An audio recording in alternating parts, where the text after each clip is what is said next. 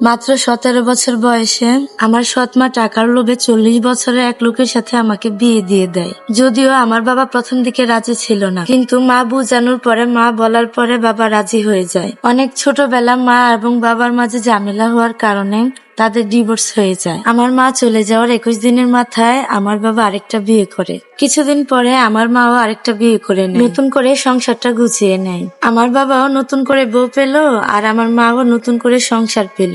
কিন্তু মাঝখান থেকে আমি মাও হারালাম, বাবাও হারালাম। আমার সৎ মা আমার সাথে এমনিতে যে খুব অত্যাচার করতো বা খারাপ ব্যবহার করতো তা কিন্তু না, আবার তেমন মায়ের আদর ভালোবাসা দিয়েও যে রাখতো তাও না।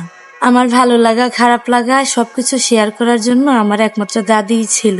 দাদির আসলেই আমি মুখ লুকিয়ে শুধু শান্তি পেতাম। আমার উপর কোনো অন্যায় দেখলে আমার হয়ে আমার দাদি আমার প্রতিবাদ করত, আমার হয়ে লড়তো সবার সাথে।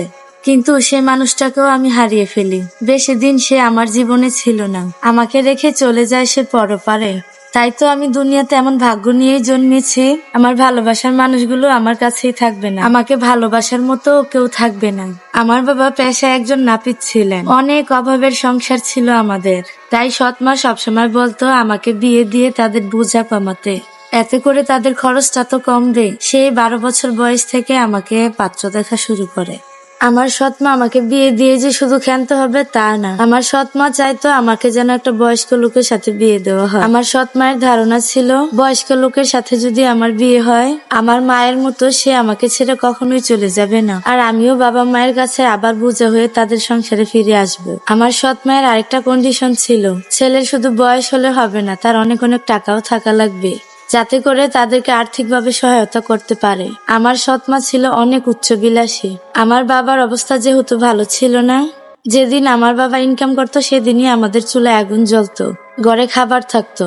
আর যেদিন কামাই না করতো সেদিন ঘরে আগুন জ্বলতো না, আর কোনো খাবারও জুটতো না আমাদের কপালে। কিন্তু আমার সৎ মা এতটাই উচ্চবিলাসী ছিল যে সে বাবাকে না বলে মানুষের থেকে ধার দেনা করে ঘরে এটা সেটা খরচ করতো, আর এনজিও থেকেও টাকা তুলতো। এই টাকাগুলো দিয়ে সে টিভি, ফ্রিজ, ফ্যান এবং তার যাবতীয় বিলাসিতাগুলো সে পূরণ করতো। সৎ মায়ের যেহেতু কোনো ইনকাম সোর্স নেই, সেহেতু আমার বাবাকে এই ঋণগুলো ধার দেনা শোধ করতে হতো। যেখানে আমার বাবার সংসার চালাতে হিমশিম খেতে হতো, সেই মুহূর্তে অনেক ধার দেনা হয়ে যায়। আর ঠিক তখনই আমার জন্য একটা সম্বন্ধ আসে। সে অনেক বছর বিদেশ করেছে, সে সংসারে সবার চাহিদা মেটাতে মেটাতে তার আর বিয়ে করা হয়নি। তার বয়সটাও হয়ে গেছে অনেক, এখন সে সবকিছু গুছিয়ে নিয়েছে, এখন তার টাকা পয়সারও কোনো অভাব নেই, কিন্তু বয়সটা অনেকটাই বেশি। আমার বাবা প্রথম দিকে রাজি ছিল না। তারা যখন বলেছে আমার বাবার যাবতীয় ঋণ তারা শোধ করে দিবে এবং আমার বিয়ের যাবতীয় খরচ তারা দিবে, তখন আমার বাবাটাও না রাজি হয়ে যায়। আমার বিয়ের যাবতীয় খরচ আমার শ্বশুর বাড়ির লোকই দিয়েছিল,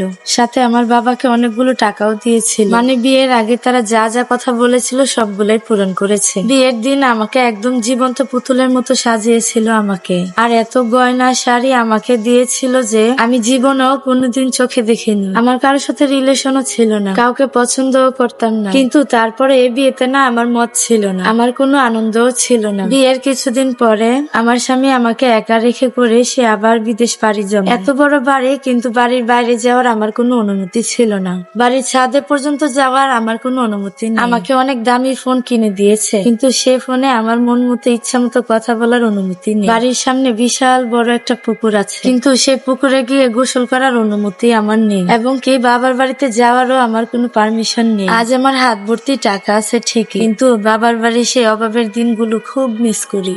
এখন আমার খুব মনে পড়ে এক সময় আমার মা আমার বাবাকে ছেড়ে চলে গিয়েছিল শুধুমাত্র টাকার অভাবে, কিন্তু আজ আমার কাছে টাকা আছে, কোনো শান্তি নেই। আমার জীবন দিয়ে আমি একটা জিনিস উপলব্ধি করতে পেরেছি, যারা মনে করে স্বামী যদি একটু বয়স্ক হয় তাহলে সে কখনো ওই মেয়েটাকে ছেড়ে যাবে না, আসলে বিষয়টা কিন্তু এমন নয়। বরং বয়স্ক ছেলেরা তার বউকে আরো বেশি সন্দেহ করে, সন্দেহ করার কারণে তাদের জীবনটা অতিষ্ঠ করে দেয়। আজ আমার সৎ মায়ের কারণে আমার জীবনটা একদম নষ্ট হয়ে গেল। যদি আমার বাবা মা একসাথে থাকতো তাহলে আমার জীবনটা এরকম হতো না। একটা সন্তানের ভবিষ্যতের জন্য বাবা মা একসাথে থাকাটা খুবই প্রয়োজন।